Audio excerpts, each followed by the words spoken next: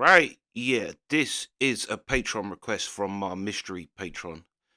Um, yeah, mystery patron two, definitely keeping the blues alive, which I love. I love blues. It probably is arguably my favorite genre. But yeah, BB King, which legend really. But yeah, BB King ain't gonna worry my life anymore. I don't know this song at all, not by anybody else either. So yeah, looking forward to this one. But yeah, let's go.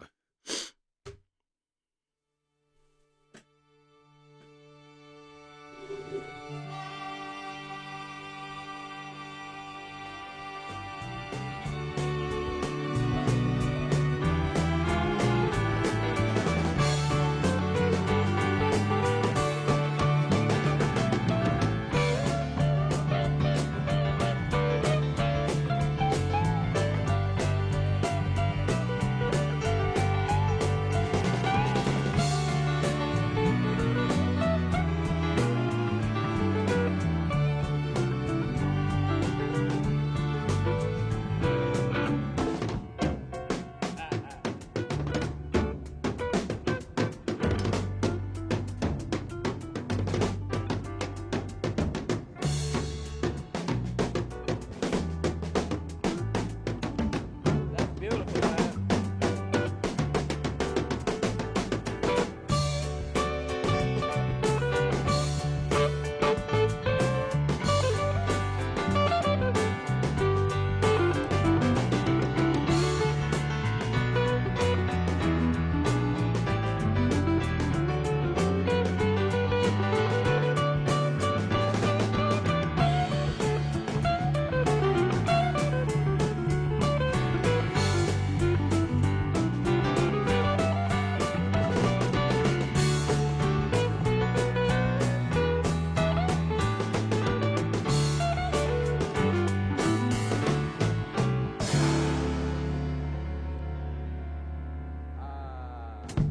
Ah, that's good. That's good. I just felt like doing something. That was all.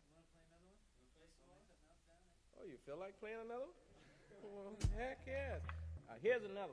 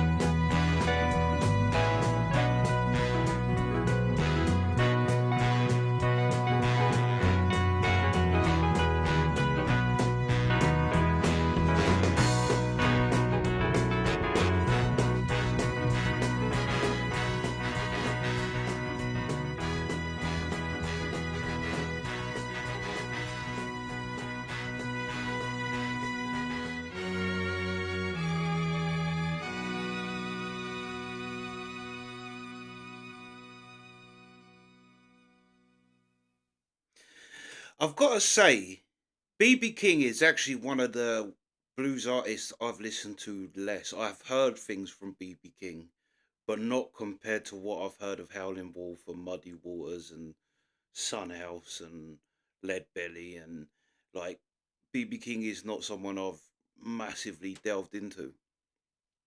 He is arguably the most advanced because this was like, well, one, this the we'll start with the first track because this was kind of two tracks really, but the first track, it was,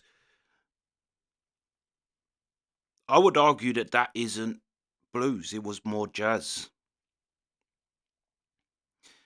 But then I'd argue as well that I can't remember, it may have been Howlin' Wolf that said it, but blues is about feeling. It's not necessarily always a sad feeling. People seem to think blues is because you're blue, but it's not. It's about feeling, whatever feeling that may be, whether it's happy, sad, whatever. So you could argue, yeah, that this probably plays more onto the happy side. Even the second one, to be fair, um, great guitar playing in the first part, great guitar playing. And that's another thing BB King is way ahead of his time on, I think, his guitar playing. I don't think guitar playing had caught up to him till probably the late 70s. But the drumming on the first bit was fire too. Again, not massive frills, but it's very slick drumming. Yeah, the first part was fire. And yeah, like I say, I wouldn't necessarily class that as blues either. But I suppose it would still count blues jazz, I suppose. But um yeah, the second one, I said I hadn't heard this, and I hadn't heard this, but there's another song. Someday, baby, I ain't gonna worry anymore.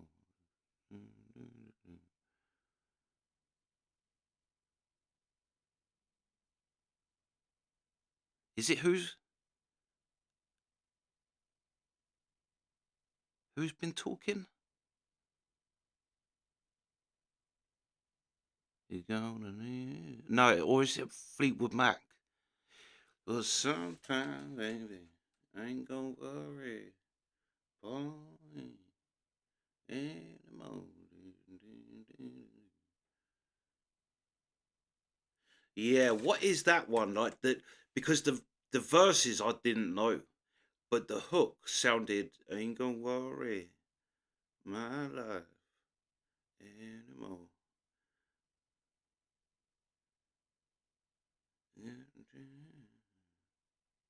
Yeah, let me know what I'm thinking of.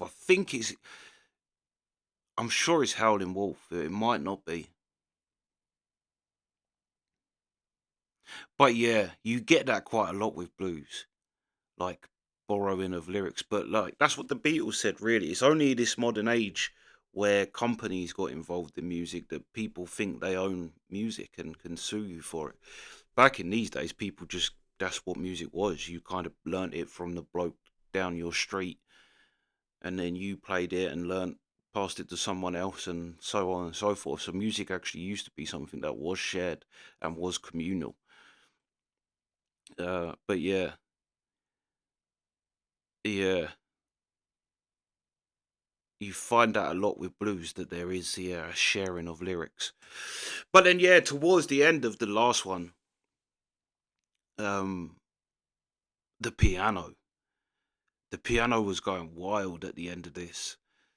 So this was great. This was great because it was, I mean, it was blues, but then it was different too. Like, and that's the thing.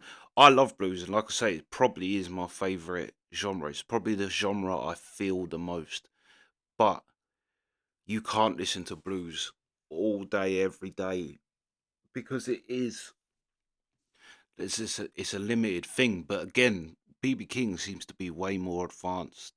He seems to be way more past that limit, that limited scope of blues back then. Do you know what I mean? Probably argue that he may be the reason why music did develop.